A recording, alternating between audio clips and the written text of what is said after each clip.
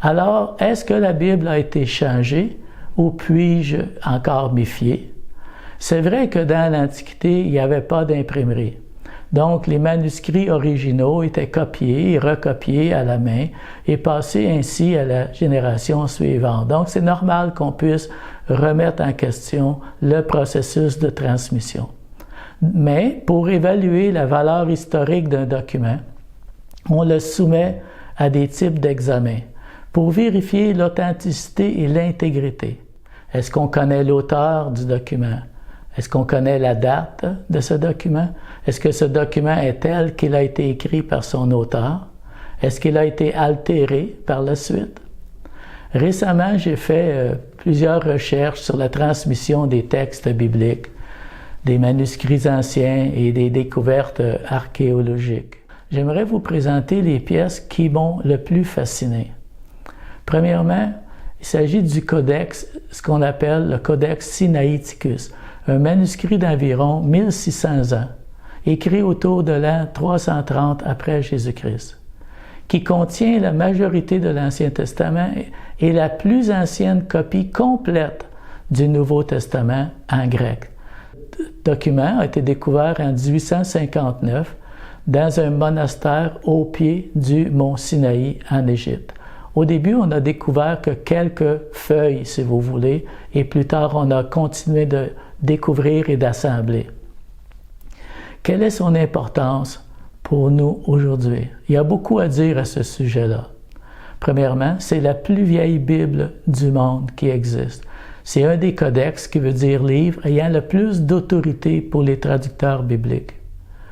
C'est l'un des plus grands manuscrits qui a survécu à l'Antiquité.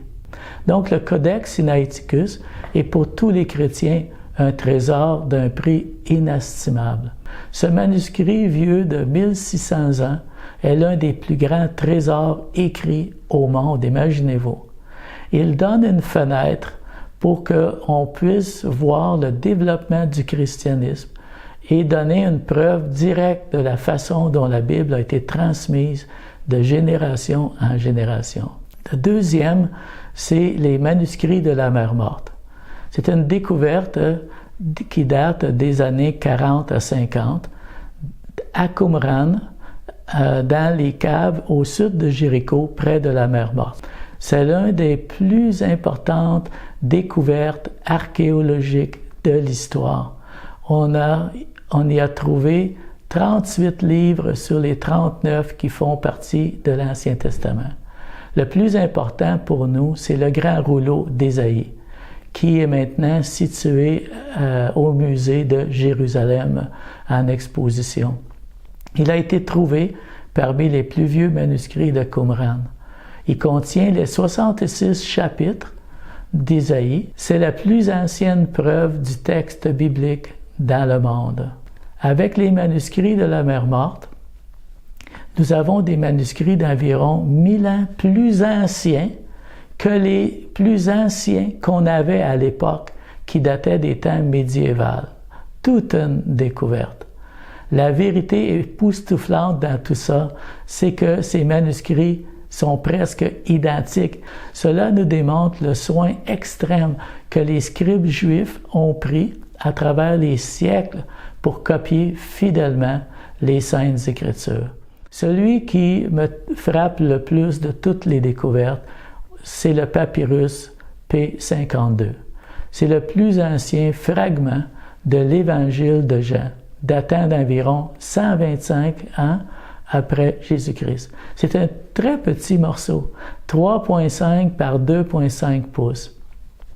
Donc, sur le côté face, on lit le texte de Jean, chapitre 18, versets 31 et 33. Et l'importance de ce fragment est tout à fait disproportionnée par rapport à sa taille.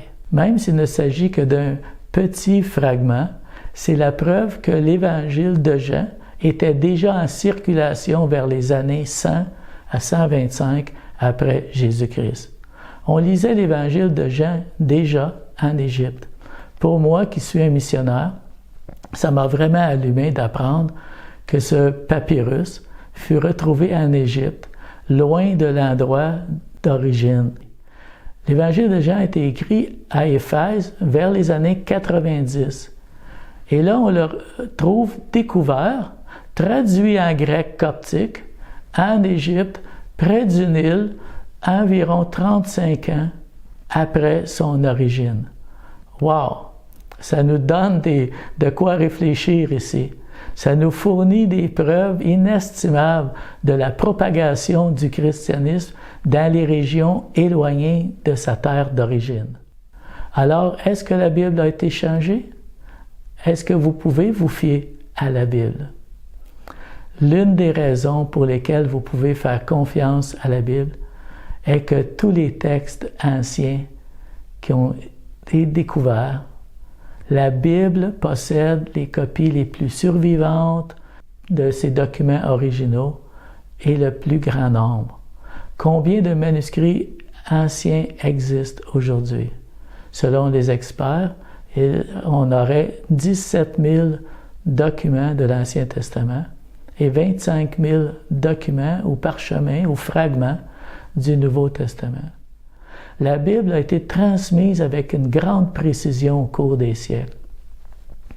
Dans le psaume 18, verset 31, on lit « Les voies de Dieu sont parfaites. La parole de Dieu est éprouvée. Il est un bouclier pour tous ceux qui se confient en lui. » La parole du Seigneur a fait ses preuves. Elle est prouvée comme étant vraie. Donc oui, en effet, les arguments que nous avons partagés dans ce message soutiennent que la Bible est intègre, crédible et digne de confiance. Alors, je vous souhaite une bonne semaine à tous et à la prochaine.